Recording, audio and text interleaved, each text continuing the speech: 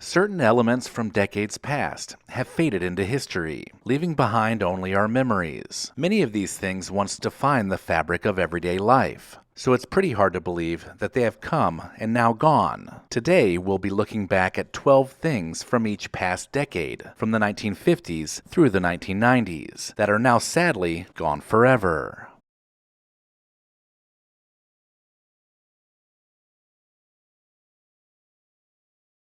The X-ray shoe fitting machine, or the fluoroscope, was a common fixture in American shoe stores between the 1930s and the 1950s. In ads, the machines were touted as a new way to check the fit of a shoe. This was thought to guarantee that the shoes would be comfortable. Children's shoes were said to last longer because the fit could be more exact. In the early 1950s, professional medical associations began to issue warnings about the dangers of the exposure. Manufacturers became increasingly worried, states began to ban them from use, and shoe store owners started to phase them out of their stores by the end of the decade.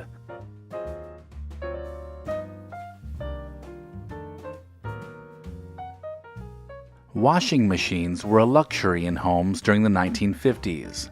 So many families still did laundry by hand, using a sink, a washboard, and a wringer to remove excess water. To dry the clothes, there was the standard outside clothesline that each garment would be pinned to, so that it could be hung out to dry before ironing. Ironing in the 1950s was essential, and most housewives would spend an entire day doing laundry, ironing, and folding clothes so that their family would have clean and fresh clothes to wear each week. Many phone companies during the early 1950s still used manual telephone switchboards and a switchboard operator to connect calls by inserting a pair of phone plugs into the appropriate jacks. Each pair of plugs completed a cord circuit, and it allowed the operator to participate in the call. When a jack would light up, the switchboard operator would know that the telephone had been picked up and would ask for the name or number. Throughout the decade, phones fully transitioned over to self-service rotary dials that allowed the caller to dial the number directly, without the help of an operator. Between the 1920s and 1950s, the twin-lens reflex camera dominated the roll film camera world, with just about every major camera maker building a version of the camera. The TLR employed two lenses, arranged one above the other. The 45-degree mirror accounted for the word reflex, and the twin lens arrangement was designed to give Dad a viewfinder to see the image he was about to take. These cameras were fascinating for kids. Many were even handed down, with kids remembering fondly practicing their photography skills using the camera. How many of us remember practicing cursive on the blackboard at school? The elegantly connected letters made all of us feel more grown up, and it felt like a rite of passage as we entered the third grade. The art of penmanship was a necessity, and what better way to practice than by standing at the front of the classroom, demonstrating your skills in front of everyone. As typewriters and later computers became a more efficient way to communicate, this practice of writing cursive on a blackboard seems to be a distant memory, but one that instantly takes you back to grade school in your mind.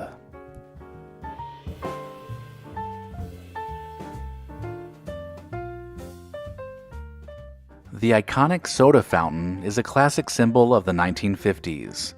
These gathering places were usually located in drugstores, and were not only a place to share a malt, but they were often the epicenter of social life in some communities. As car culture picked up and drive-in restaurants became the norm, soda fountains experienced a sharp decline.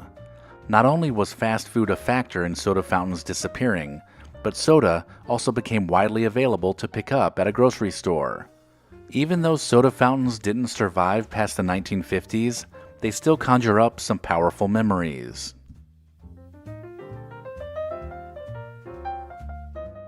During the 1950s, owning a set of the Encyclopedia Britannica was a status symbol. These books were a major investment, with families paying in installments before they were fully owned.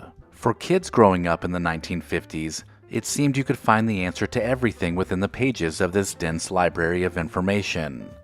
It also wasn't uncommon to see an Encyclopedia Britannica salesman walking door to door down your street.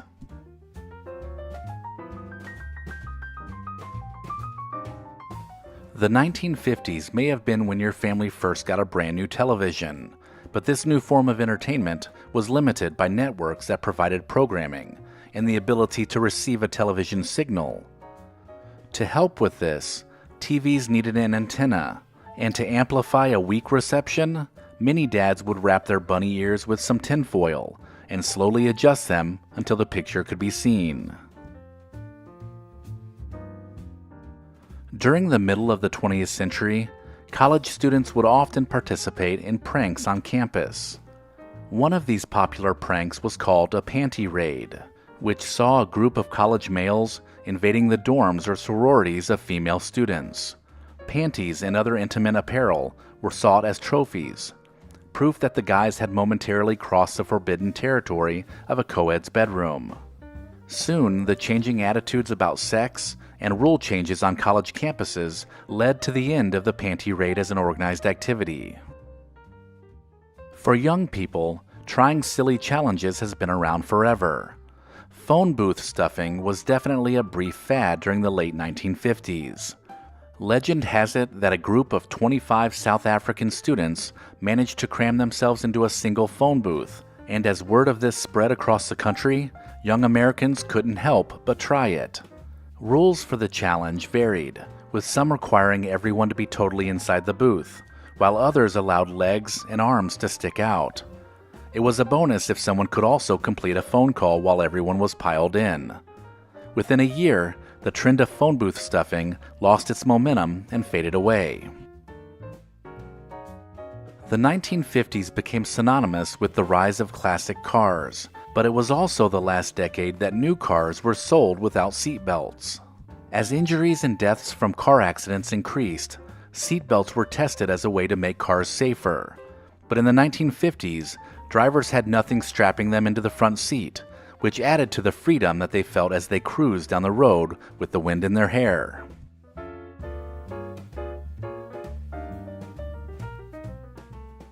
The 1957 Chevy Bel Air may very well be the single most iconic automobile of the 1950s.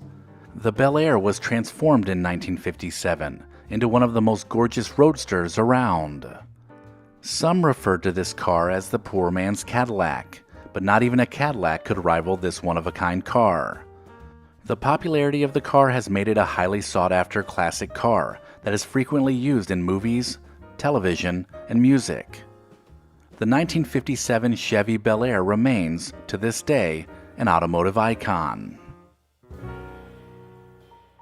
At Recollection Road, I believe preserving the past is incredibly important, and our friends at Legacy Box do too. So much so, they've offered my viewers a code for 55% off. In today's digital age, analog media like VHS tapes and film reels are fading, risking the loss of cherished memories due to things like mold, dust, and time. But Legacy Box, trusted by over 1.5 million families, offers a simple and safe solution to protect your memories before it's too late. With Legacy Box, you can convert your analog treasures into digital memories effortlessly. Send your VHS tapes, camcorder tapes, and pictures to Legacy Box, and like magic, receive back your originals and digital copies for easy enjoyment, sharing, and organization. And here's the kicker. For a limited time, enjoy an exclusive 55% discount at legacybox.com/recollection. Don't let your memories fade. Preserve your past today with Legacy Box. Buy today to take advantage of this exclusive offer and send them in whenever you're ready. Go to legacybox.com/recollection to save 55% while supplies last. In 1963, Pepsi launched its first Diet Cola with a name that evoked kicking back in the shade on a hot summer day. Patio Diet Cola was basically Diet Pepsi, and it would be rebranded as such just a year later. But that first year saw a variety of patio flavors enter the market, including grape, orange, and root beer. You might even remember fitness guru Debbie Drake as the soft drinks spokesperson.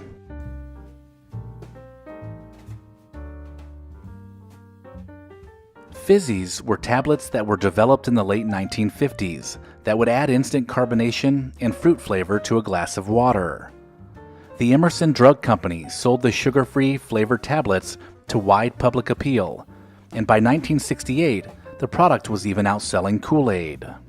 Unfortunately, the sugar substitute in Fizzies included the sweetener cyclamate, which was eventually banned. That, along with the short-lived fizz and diluted flavoring, led to its eventual demise.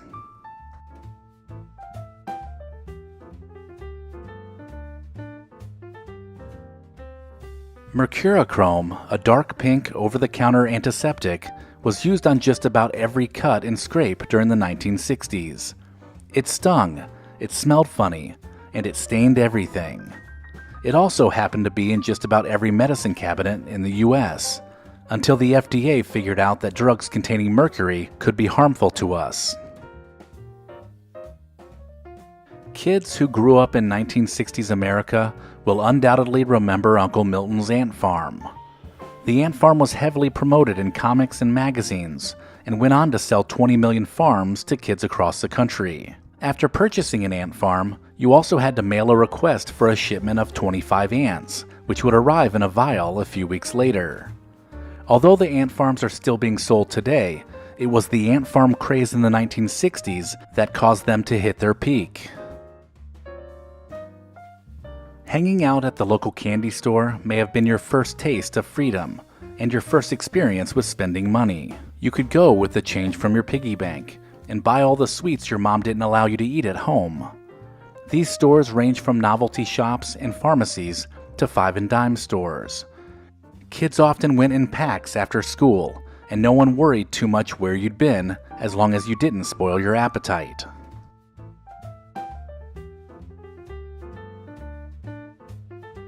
Hosted by America's oldest teenager, Dick Clark, American Bandstand was must-see TV for every kid growing up in the 60s.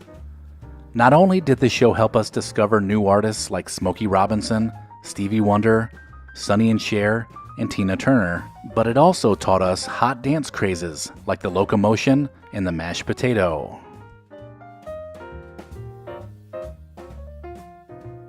Baseball has never been more exciting than it was in 1961, when Roger Maris and Mickey Mantle, who both played for the New York Yankees, were in a neck-and-neck race to break Babe Ruth's then-record 60 home runs in a single season. On October 1st, during the last game of the regular season, Maris ended up hitting his 61st home run against the Boston Red Sox. Bicycles with high-rise handlebars and a banana seat resembling a chopper motorcycle instantly made it the coolest ride on the block. First produced by Schwinn in 1963, kids loved it because it had a comfortable padded seat that was big enough to carry more than just one rider. As BMX entered its heyday in the 1970s, bikes with banana seats fell out of style. But baby boomers can never be convinced that any other bike makes for a more idyllic childhood. TVs in the 1960s were gigantic, heavy, and usually mounted in a big wooden box that looked like a piece of furniture. The console television not only antennaed in the latest episode of The Andy Griffith Show, but it also provided enough room on top to show off all of your family photos.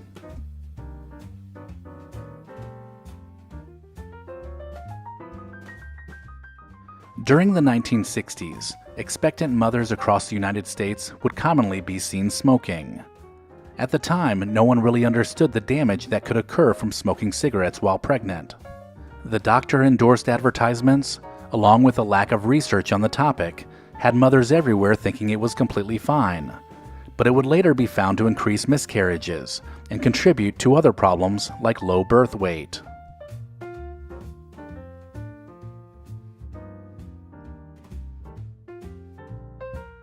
The British rock group The Beatles were a massive hit with American teenagers in the 1960s.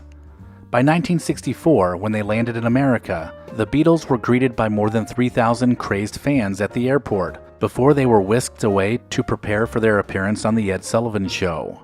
Within 2 weeks of arriving in America, the British invasion, as Walter Cronkite called it, saw 5 Beatles songs entrenched in the Billboard Hot 100, including the top 2 spots.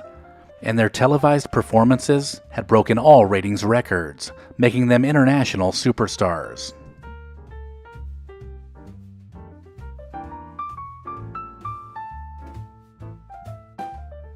It was a moment in history that nobody alive at the time will ever be able to forget. The Apollo 11 mission occurred just 8 years after President Kennedy issued the challenge, and as he took the first human steps on the lunar surface, astronaut Neil Armstrong called it one small step for man, one giant leap for mankind. For everyone who saw it live on TV, which included a worldwide audience, it was the most amazing thing they had ever seen. During the 1970s, if you had no car, it was no problem.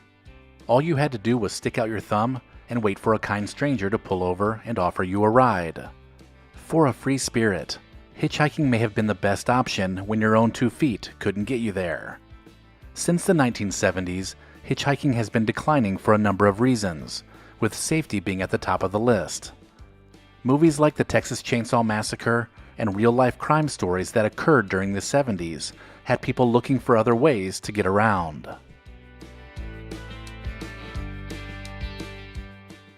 Saturday morning was supposed to be about eating sugary cereals and watching cartoons with no educational value. But Schoolhouse Rock tricked us by teaching us multiplication, history, and the differences between conjunctions and interjections. Thanks to their catchy songs, those watching knew all about the different branches of government and how a bill becomes a law without ever cracking open a book.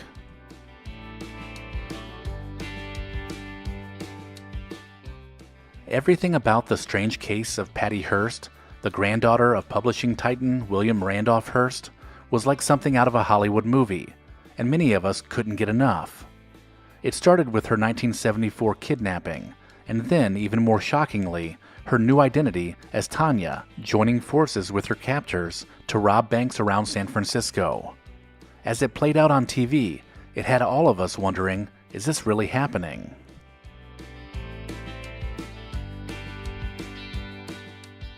In the 1970s, opening a soda or beer can required pulling a ring that tore open a small wedge shape on the top of an aluminum can. Then the ring would be thrown away, usually on the ground where somebody could step on it. Injuries from those metal tabs became a nationwide epidemic that had many of us wearing shoes to walk along the beach. The metal pull tabs began being phased out by the early 1980s, following the invention of the easy open stay tab.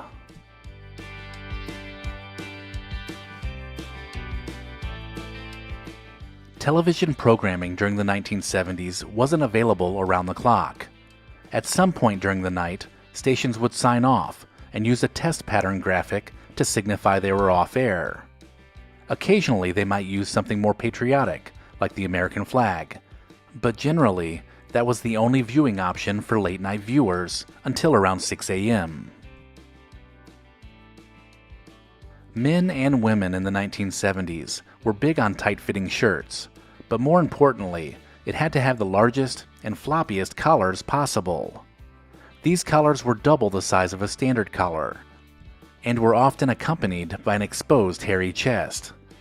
This style could be found on shirts, leisure suits, and even jackets of the era. And if you did have a jacket on, you would make sure to flip the shirt collar to the outside of the jacket for an even more fashion-forward look. Sideburns were a popular counterculture style during the 1950s and 1960s, in direct response to the carefully groomed hairstyles of the greatest generation. But it wasn't until the late 60s and into the 70s that the masses grew them out to Civil War-era proportions. Men like Richard Roundtree, Burt Reynolds, and Elvis Presley made wearing huge mutton chops an iconic 1970s look.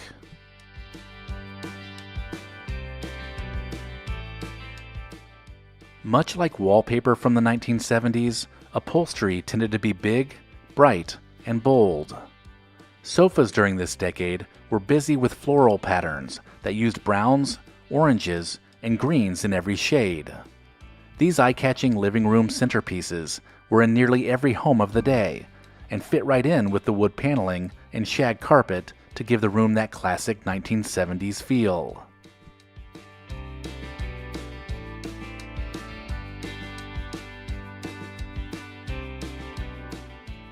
The 1973 oil crisis hit wallets hard, and as fueling larger cars became more and more expensive, Americans switched to compact cars like the Ford Pinto, the AMC Gremlin, and the AMC Pacer.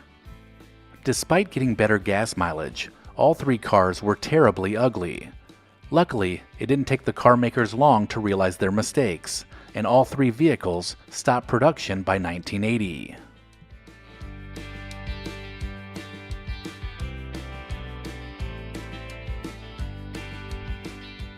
The disco era was short-lived, but left an indelible mark on the 1970s with its music and fashion. What started in the clubs of New York City spread to all parts of the country when the movie Saturday Night Fever was released.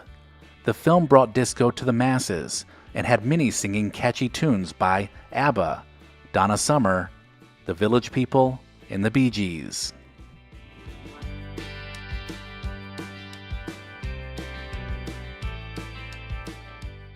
Running around naked in public was one of the biggest and strangest trends of the 1970s.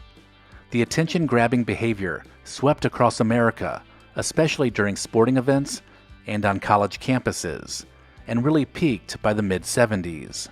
The craze led to tons of novelty products hitting the market, like gag gifts and t-shirts, and it also inspired comedy songs like The Streak by Ray Stevens.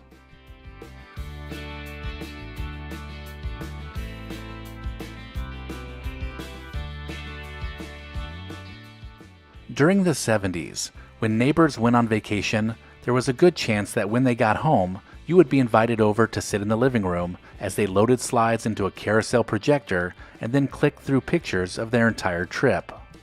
As they told painstakingly boring stories about each photo, all you could think about was the dust floating through the projector light, or the occasional upside-down slide.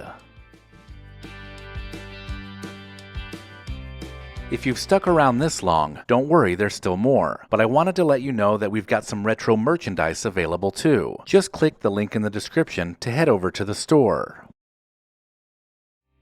In 1987, during Super Bowl 22, the world met a brand new pop culture icon for Bud Light beer, named Spuds MacKenzie. From the start, the original party animal was the super cool, wealthy, woman-loving bull terrier that was also the face of Bud Light. Not only was he on TV every 30 seconds with a new Bud Light commercial, but his face was put on everything from bumper stickers to t-shirts. Of course, like so many things in the 1980s, he became embroiled in a scandal after it was discovered Spuds was actually a female dog.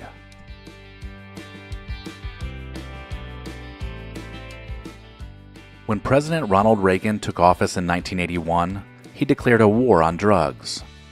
Launched by Nancy Reagan, the Just Say No campaign was one part of the government's effort to reduce drug use by teaching young people how to respond if someone offered them drugs. Just Say No, which became an American catchphrase, evoking both support and criticism for its emphasis on deterrence tactics rather than drug treatment and substance abuse. The program lasted about a decade, ending in the early 90s.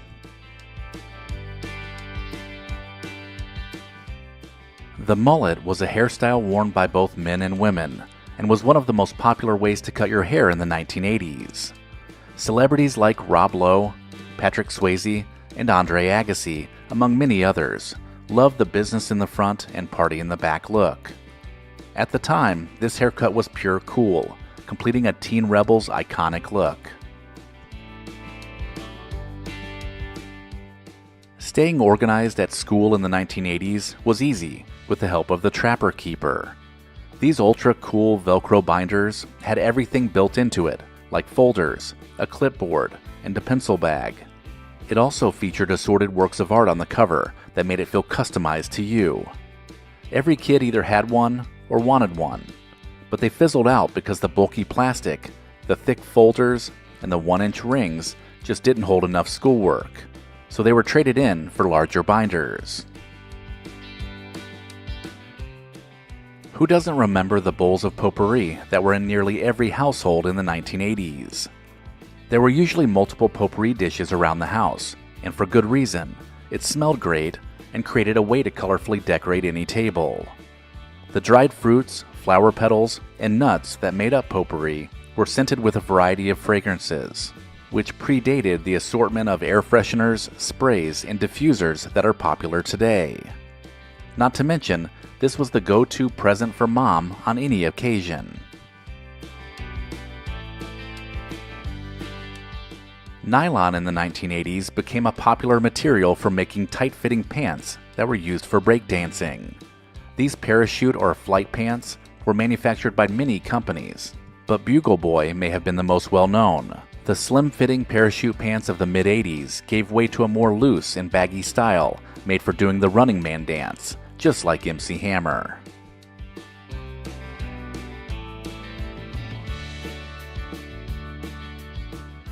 Large, portable stereo systems called boomboxes made getting a party started rather easy in the 1980s. These bulky electronic devices not only played music loud, but they could record and play both the radio and cassette tapes. The boombox was a status symbol and a big part of urban culture, as breakdancing and hip-hop music was on the rise. Eventually, noise complaints would take their toll on the device, but not before the 1989 movie Say Anything ended, with an iconic boombox moment that is still referenced to this day. Well before Amber Alerts notified us of missing children, a dairy company in Iowa began advertising missing children on the back of their milk cartons. This trend grew to other milk producers, and soon missing kids were synonymous with milk cartons. Ultimately, the milk carton campaign made kids eating cereal in the morning fearful, and they didn't do much to bring missing kids home. Eventually, people just stopped paying attention to them, and the campaign ended.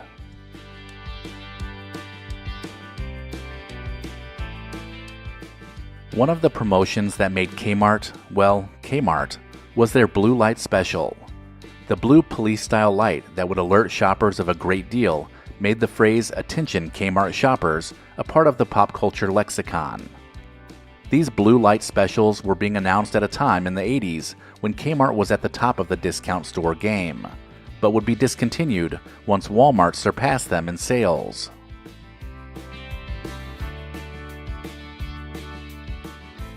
The 1980s was all about the action movie, and there was no bigger action star than Arnold Schwarzenegger. During this time, the most well-known bodybuilder in the world made some of the most memorable 80s movies that showed off his muscles. Movies like The Terminator, Conan the Barbarian, The Running Man, Commando, and finally Predator elevated Schwarzenegger into a bona fide movie star over the course of the decade. With so many to choose from, it may be hard to choose your favorite, but there is no doubt Arnold made his mark on 1980s pop culture. There have been many hyped video game accessories over the years, but none have been as fascinating as the Power Glove was for kids across America in 1989. The Nintendo Power Glove was promoted with commercials, and more importantly with the movie The Wizard. This movie had every kid obsessing over Super Mario Bros., but it introduced the Power Glove and made every kid want it. The only problem was, the few who did get it found it didn't work very well, with difficult-to-use controls. The futuristic glove ended up selling poorly, and it quickly disappeared. Way back in 1981, Ian J. Gallo, one of the country's largest wineries, introduced Bartles & James wine coolers to America. By the mid-1980s, these glass-bottled drinks were being pushed by two fictional porch dwellers named Frank Bartles and Ed James. These two old-timers sold their wine concoctions to consumers a half-century younger than them, and by the time they appeared in a Super Bowl commercial in 1988, Bartles & James was as big as other advertising icons like Spuds MacKenzie and the Where's the Beef Lady. By the early 1990s, the wine cooler fad had all but disappeared.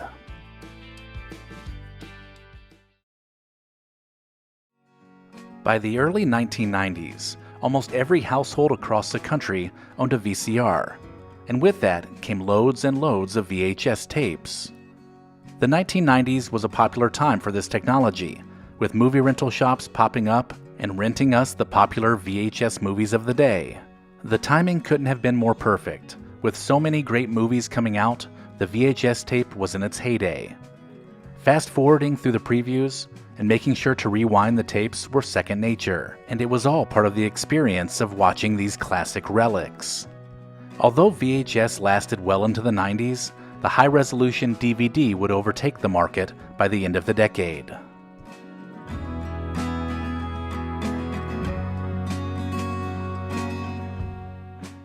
With the personal computer revolution taking place in the 1980s, the 1990s saw it expand to more homes.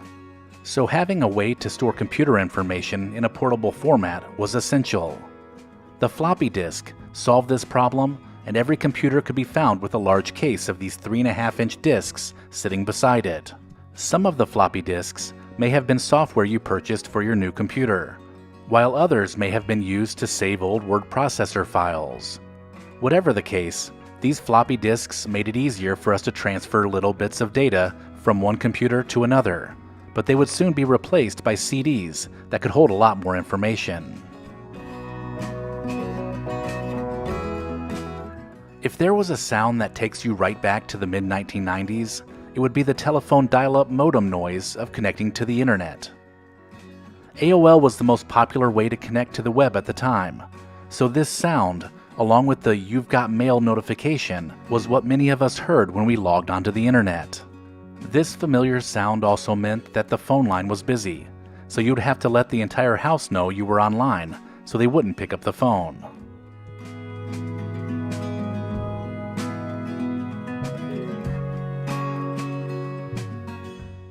There were many toy crazes in the 1990s, but very few that people thought would make them rich. The Beanie Babies craze began with small children collecting the $5 toys, but quickly became an obsession for adults.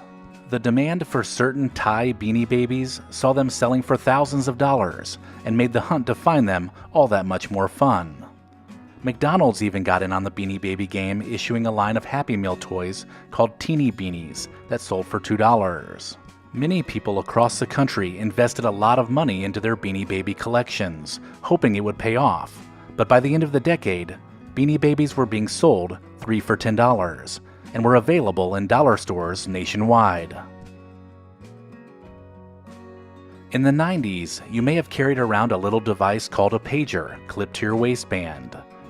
When it vibrated or beeped, it would show you little more than a phone number on its tiny screen. This is when you would promptly find a payphone to call the number back. By 1994, pagers or beepers were everywhere, with 61 million in use around the world, and even teenagers had them, so schools felt the need to ban them because they had a reputation for making you look like a drug dealer. As Nokia and Motorola cell phones became the preferred way to communicate in the late part of the decade, pagers pretty much became obsolete. As the end of the century approached, the fear of Y2K was on everyone's mind. Not knowing how computers around the globe would deal with the rolling over of the year 99 to 00 meant that there were concerns that systems using the 2-digit code would think it was the year 1900, wreaking havoc on computerized systems. This fear led some to stockpile food, withdraw cash, and prepare for loss of power when the clock struck midnight. Luckily, programmers were able to fix the glitches ahead of time, and there were very few issues when the year changed. Prior to maps being loaded on every cell phone, and even before everyone had a Magellan or TomTom device telling them directions, we had to use paper maps to keep us from getting lost. These maps were usually stored in the glove box and were used for longer road trips that required extra planning. The complex web of interstates, highways, and roads that crisscross this nation used to only be available in handy foldable maps or even more detailed road atlases provided by Rand McNally. Although paper maps still exist, most no longer use them to get from point A to point B, relying solely on Google or Apple Maps on their phone. Zima hit store shelves in 1994, and the clear malt drink was in a category all their own. Riding the trend of other clear beverages like Crystal Pepsi, Zima and its parent company Coors invested $50 million marketing the drink during its first year. The advertisements paid off, with the product selling really well during the first couple of years of production. Unfortunately, it failed to attract the beer-drinking consumers, which were mostly men, and the drink completely fizzled out by the early 2000s. Instead of creating programming just for children, producers at ABC took a unique approach when it came to their TGIF lineup, making it programming for the whole family. The Friday lineup of shows was an event, which included some of the most popular sitcoms of the decade, like Full House, Family Matters, Sabrina the Teenage Witch, and Boy Meets World. This block of lighthearted shows was meant to bring families together, much like the Disney Sunday night movies did in previous decades. With the changing television landscape, TGIF ended in 2000, but the strong memories of those good times and their continued popularity see some of the TGIF shows getting a modern reboot in today's streaming world.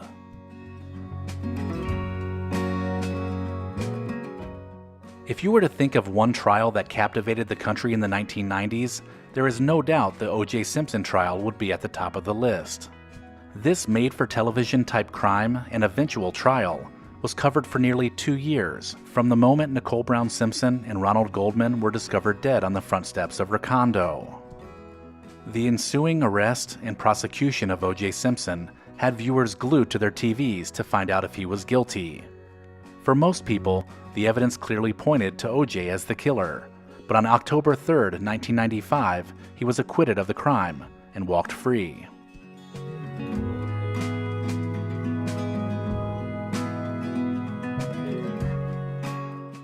In mid-1996, a version of the song Macarena, which incorporated English lyrics, was remixed by a duo named the Bayside Boys. The song, which took hold in the clubs of Miami, spread across the country, becoming the #1 song in America. And once the dance moves were featured in the music video on MTV, it really caught fire. The easy-to-do dance had everyone from kids, politicians, and nursing home residents performing the moves. Considered the greatest one-hit wonder song ever by VH1, the Macarena and its dance is now relegated to wedding receptions and middle school dances. During the 1990s, heading to the airport and jumping on a plane was not the same experience it is today. Security allowed loved ones to walk you right to the gate, and they would be waiting for you right there when you returned home. You could bring your own food and drinks onto the plane with you, and you certainly didn't have to remove your shoes to get through the security checkpoint. This was the last decade before air travel changed forever in 2001. Following the terrorist attacks on 9/11, flying the friendly skies became cumbersome, with long lines and charges for everything from checked bags to the in-flight snack.